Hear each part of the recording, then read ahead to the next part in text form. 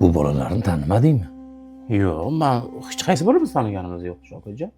Soyib senga kim bo'ladi? Bilasan, ustimdan kulyapsanmi? Necha yillik o'rtoqmiz-ku.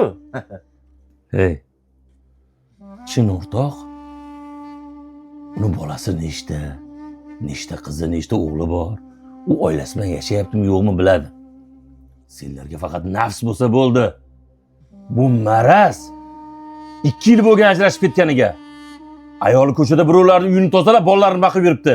2 yildan beri bolasiga na ustovosh, na pul ish bola bergani yo'q. Mana endi choyxonada o'tirib olib, odamlarga oshlarni berib o'zini ko'rsatishni biladi xolos. Senlar hozir tirik yetimlarning haqqini yeb o'tiribsan shu yerda. Mana shu narsalar tirik yetimlarning haqqiga qilingan. Bilasanmi bu meni nimaga yomon ko'radi? Ey!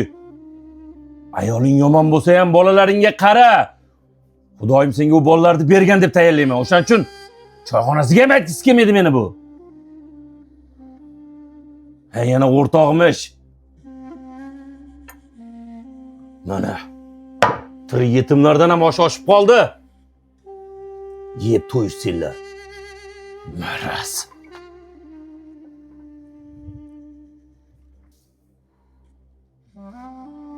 Soyib.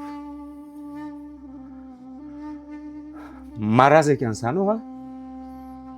Farzandlaringni tirik yetim qilib turib, tirik yetimlar haqqini bizga yediryapsan. Noinsof.